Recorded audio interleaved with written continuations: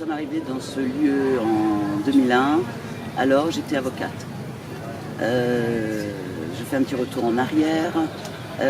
J'étais avocate installée à Paris dans un gros cabinet d'avocates, associée.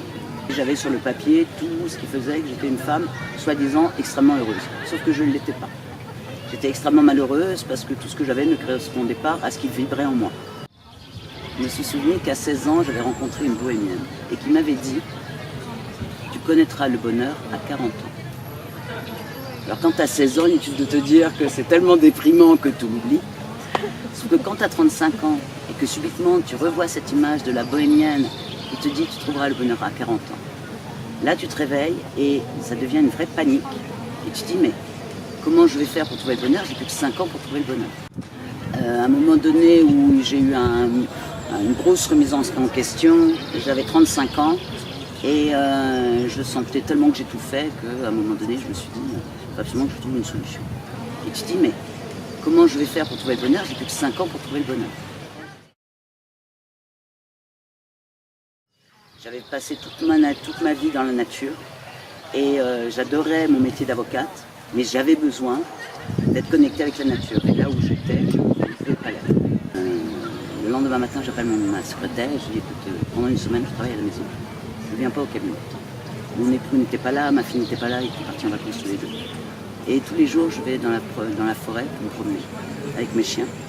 Et puis je passe mon temps à me poser la question, mais qu'est-ce qu'il faut pour être heureuse? Qu'est-ce qu'il faut pour être heureuse? Et je ne trouvais pas la réponse. Parce que comment définir bonheur? C'est quasiment chose impossible. Et un jour, alors que j'étais en promenade, je me suis assise comme ça, le long d'un arbre. Et puis subitement, je me suis rendu compte que je ne me posais pas la bonne question. Et la question, je l'ai renversée et ça a été « Qu'est-ce qui t'empêche d'être heureuse ?» Et à ce moment-là, j'ai 3 noms qui sont apparus. Mon mari, mon associé, ma mère. Et je suis rentrée chez moi, j'ai dit « Bon, bah voilà. Ceux qui m'empêchent d'être heureuse, ce sont ces 3 personnes. »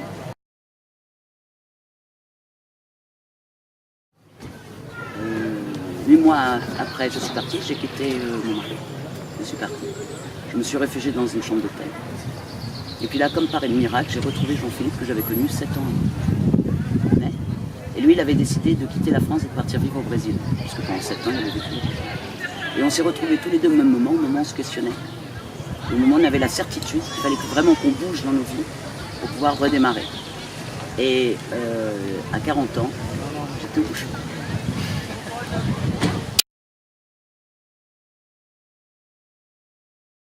Je me suis retrouvée à Paris tous les deux. Je portais dans mon ventre un petit être en devenir. Et Jean-Philippe faisait beaucoup d'expéditions à l'autre bout du monde. Et moi, je me retrouvais à Paris. Je me suis dit, non, ça va pas. C'est pas en raccord avec ce que m'a dit la bohémienne, non. Pour trouver le bonheur, il suffit d'éliminer ton mari, mais tu vas pas te retrouver enceinte à Paris, à devoir élever un enfant à Paris. Non, là, c'est pas raccord du tout. J'ai appelé une copine et je lui ai dit, je veux acheter une ferme. On va se passer un week-end entre copines, on va visiter des fermes. Et donc on est parti, on a visité des fermes. Et quand je suis rentrée le soir, j'ai envoyé un téléx au capitaine du bateau sur lequel Jean-Philippe était, en lui disant, est-ce que tu peux prévenir Jean-Philippe que sa compagne a décidé d'acheter une ferme? Donc le soir, il m'a rappelé, en me disant, mais qu'est-ce que c'est cette folie? Alors je lui ai dit, écoute, c'est mon rêve. Moi, depuis que je suis toute petite, je rêve de vivre dans une ferme, dans un endroit au milieu de nulle part, avec plein d'animaux. Donc voilà, je veux réaliser ce rêve. En gros, est-ce qu'on a le même rêve? Et il m'a dit, mais Anne, j'ai toujours attendu quelqu'un qui m'a proposé ce rêve, parce que je rêve de ça depuis que je suis tout petit. Et quand on est arrivé dans ce lieu, le lieu était particulièrement dégueulasse. Il y avait des rats partout, c'était sale, c'était dans un état délabré, mais il y avait une énergie extraordinaire. Et lorsqu'on est arrivé dans le lieu, on s'est dit, c'est là. Et on a vraiment eu le sentiment d'arriver comme dans une île déserte après une longue navigation. Et on s'est retrouvé dans ce lieu. Il y avait tout à faire. Les bâtiments étaient pleins d'énergie. L'univers, en fin de compte, nous avait mis là. Donc on s'est dit, ben, c'est faux. Et on a commencé à travailler, à remettre en état. Pendant 15 ans, j'ai exercé mon métier d'avocat, tout en vivant au Bouchot, tout en développant au Bouchot un lieu pour des stages, des chambres d'hôtes, l'accueil des séminaires, donc un lieu de plus en plus vivant et un lieu basé sur l'amour, le partage, la résilience. Et progressivement, le métier d'avocat a commencé à me peser parce que j'étais tiraillée. Je ne pouvais pas d'un côté être la personne agressive qui défendait ses dossiers et puis de l'autre côté la personne qui avait envie de faire des câlins. Ça ne fonctionnait pas. Et une rencontre avec un de mes clients que j'ai eu pendant 30 ans, il m'avait appelé, il m'a présenté son nouveau directeur juridique et il a commencé à me parler de moi en disant voilà, je te présente Anne, c'est une avocate extraordinaire, vraiment, non seulement elle est vraiment très très bonne dans l'étude de ses dossiers, mais alors en plus quand tu lui donnes une cause, elle la défend jusqu'au bout. Vraiment pour les gros dossiers bien perdus où tu penses qu'il n'y a pas de solution, confie-lui parce qu'elle va trouver la solution. Tu verras, c'est une vraie tueuse. Et le mot tueur, je comprends très bien dans quel sens il l'a dit, puisque pour lui c'était bien. Un avocat tueur, c'est génial. Mais moi, ça m'a donné une claque. Je suis pas une tueuse.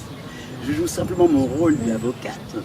Je suis donc l'avocate daigneuse qui veut gagner, mais au fond de ma mère, je ne suis pas une tueuse. Et ça a tellement résonné en moi,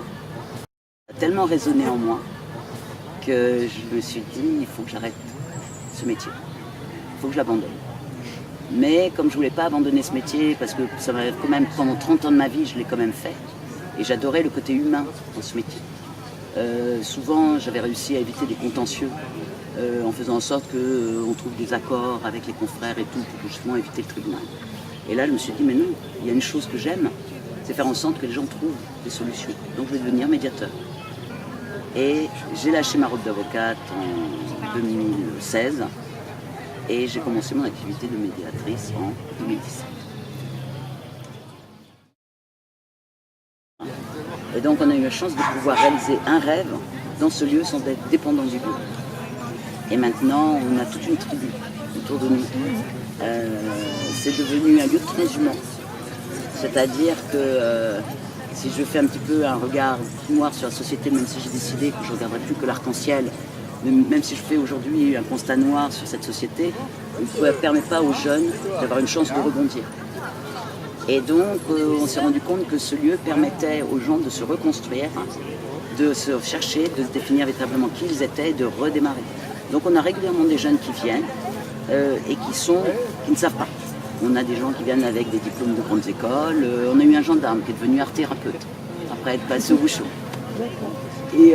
Mais je garde au fond de ma mémoire les 30 années que j'ai passées en tant qu'avocate en droit des affaires.